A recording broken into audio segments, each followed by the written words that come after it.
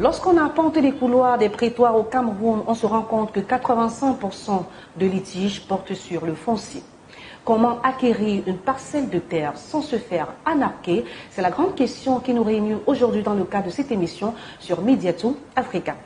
Pour en parler, nous sommes allés à la rencontre d'un expert en immobilier. Il est promoteur ou alors à la tête d'une agence de promotion immobilière agréée. Il s'agit de M. Sylvestre Magloire Tamotumo. Il est là et nous disons merci de nous avoir reçus et d'avoir accepté d'être sur le plateau de Mediato Africa. Merci encore une fois de plus, M. Sylvestre Magloire, d'avoir accepté notre rendez-vous. Merci Marinette, merci d'avoir pensé à moi pour apporter de la lumière sur ce problème épineux face auquel se retrouvent beaucoup de Camerounais à ce jour. Voilà.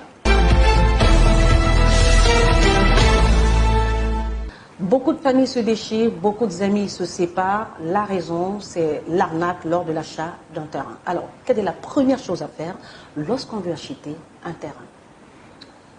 La démarche classique et simple pour éviter de se faire gruger à l'occasion d'une transaction immobilière, c'est de se faire accompagner par un professionnel.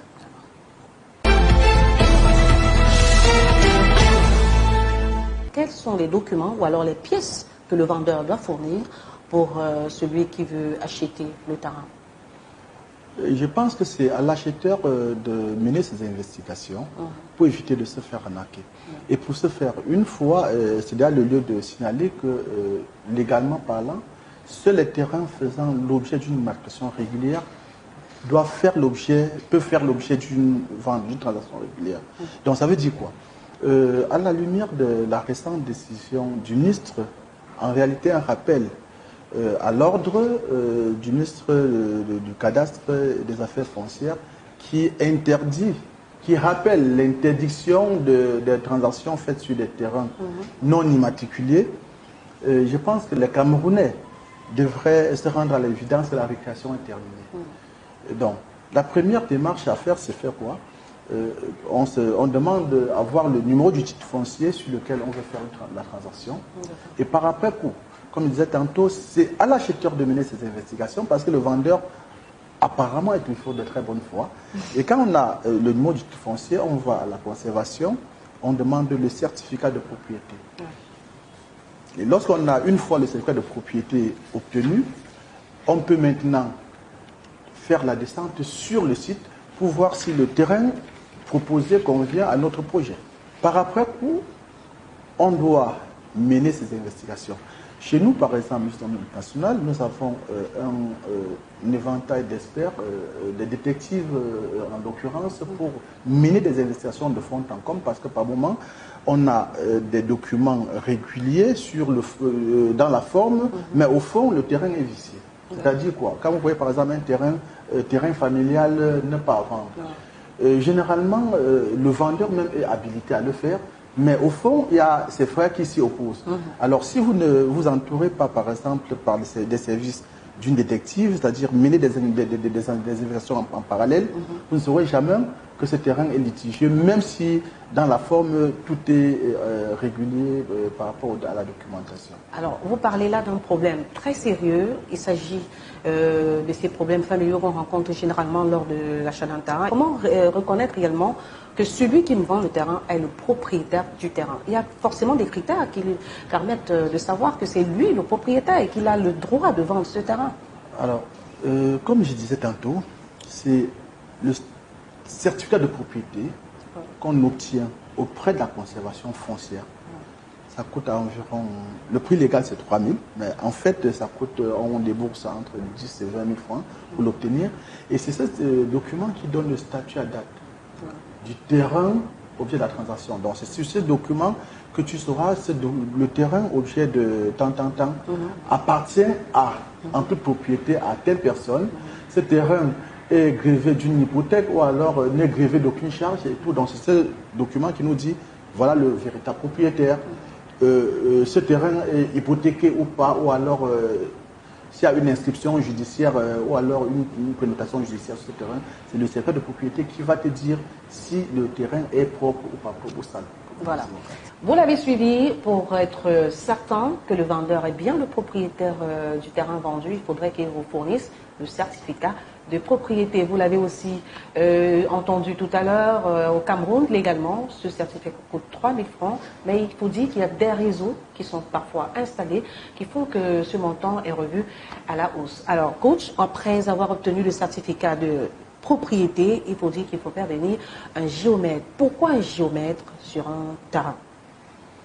Le rôle du géomètre, c'est de marquer matériellement l'espace sur lequel la transaction doit se porter. Parce que c'est le technicien habilité qui a une formation lui permettant de dire exactement la situation géographique, de donner exactement la situation géographique du terrain objet de la transaction. Regardez par exemple, c'est le géomètre qui va vous faire observer que le terrain que vous convoitez par exemple n'est pas sur une falaise escarpée ou n'est pas dans un marécage. C'est le terrain c'est le géomètre qui viendra délimiter vos 500 mètres carrés dans un titre global de 10 hectares, c'est-à-dire de 100 000 mètres carrés. Voilà où est-ce que le géomètre intervient. Notons qu'en plus de ce rôle, le géomètre a encore d'autres activités à mener sur le terrain, notamment le morcellement, le bornage, et c'est lui qui vient avec, qui constitue le dossier technique. Expliquez-nous un peu pourquoi c'est important de borner, de morceler son terrain.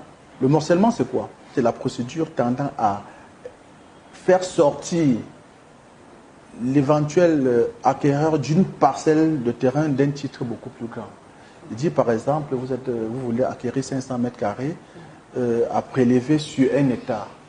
Alors la procédure consiste à faire, le morcellement c'est la procédure qui consiste à vous faire sortir de l'indivision, c'est-à-dire du grand lot, du grand titre, pour obtenir une copie, un titre personnel. Donc ça c'est ce qu'on appelle le morcellement. On parle de morcellement qu'autant qu'il y a un grand titre duquel on veut prélever une parcelle pour en faire un titre autonome. Et ça commence par le bornage. C'est-à-dire le géomètre assermenté descend sur le terrain et matérialise les limites de la parcelle objet de la transaction. C'est ce qu'on appelle le bornage. C'est-à-dire il fait des levées et plante les bornes aux différents abords du terrain objet de la transaction. Ça, c'est le bornage. Maintenant, parlant du certificat d'urbanisme, le certificat d'urbanisme, c'est un document qui est délivré par la mairie, en principe, et qui vous donne le statut, à l'instar du certificat de propriété, qui vous donne le statut juridique à date, et qui vous dit si la zone est constructible, c'est-à-dire selon le plan d'urbanisme, ce qui a été prévu pour être construit dans cette zone. C'est-à-dire, par exemple, il y a des zones marécageuses où on ne peut pas élever des maisons d'une certaine hauteur. Il y a des zones qui ont été prévues pour faire des cimetières, même si on n'a pas encore eu à inhumer des gens là-bas. C'est au niveau de la mairie qu'on te dira que, comme tu vois là, dans le plan, cette zone, c'est prévu pour un marché, pour un cimetière, c'est prévu pour un stade de football et tout. Donc, c'est ce que le certificat d'urbanisme dit, parce que au regard de la planification urbaine, c'est la mairie qui est habilitée à vous dire attention, ce que vous êtes en train de... Si vous achetez là, c'est pour faire un marché. Si vous achetez, c'est peut-être pour faire une maison plein pied seulement. Ou alors ici, on a prévu de faire des maisons de niveau R+. Voilà. Après ces pièces réunies, il faut dire qu'il y a une personne qui entre en jeu et c'est devant cette personne qu'on signe l'acte de vente, c'est le notaire. Absolument. Les transactions immobilières, selon la loi, ne doivent, pour revêtir le caractère formel et légal, être passées que par devant notaire. Donc le notaire est l'officier ministériel seul habilité à faire des transactions immobilières. Ce qui veut dire quoi? Que les transactions qu'on fait devant les commissariats, les sous-préfectures et autres, sur le plan légal, sont nulles et non avenues, ainsi que la restante décision du cadastre des affaires foncières qui réitérait l'interdiction formelle des transactions faites par devant les autorités traditionnelles et autres autorités administratives autres que les notaires. Voilà, mesdames, messieurs, vous êtes désormais avisés sur la procédure à suivre lors de l'achat d'une parcelle de terre. Par ailleurs, monsieur Sylvestre Magvar-Tarantumbo, vous êtes promoteur, je l'ai dit à l'entame de cette émission, vous êtes le promoteur d'une agence immobilière qui est bien Wisdom International et vous accompagnez ceux qui veulent acquérir une parcelle de terre. Alors, parlez-nous un peu de votre activité. Je dirais que Wisdom International, c'est une entreprise que nous avons mis sur pied il y a de cela, nous sommes à notre 4e année d'existence. Et l'objectif principal, c'est d'identifier les secteurs névralgiques de la société et d'y apporter notre modeste contribution en appui aux actions de l'État. Et alors, notre cœur de métier, c'est la formation, c'est-à-dire transformer l'homme. Et accessoirement, nous avons embrassé le domaine immobilier parce que c'est un domaine également qui entraînait beaucoup de souffrance. Et nous avons cru, avec notre panel d'experts, apporter une solution à la souffrance que les Camerounais éprouvent dans l'acquisition d'un logement décent et sécurisé. C'est dans cette optique que nous offrons à nos clients des parcelles sécurisées à partir de 2,5 millions et pour les surfaces, pour les superficies minimales de 250 mètres carrés. Dans quelle zone de la ville de Douala? Du côté de l'entrée est de la ville de Douala. Donc nous offrons des parcelles à des prix, je dirais, défiant toute concurrence. D'ailleurs, depuis le 15 mars, nous avons lancé une campagne pour 1 995 000 francs. Vous pouvez devenir propriétaire d'une parcelle de 250 mètres carrés chez nous, avec le dossier technique et un plan architectural à l'appui. Donc c'est chose inédite, parce que nous avons le souci de voir chaque Camerounais habiter dans une zone propre, sécurisée et décente.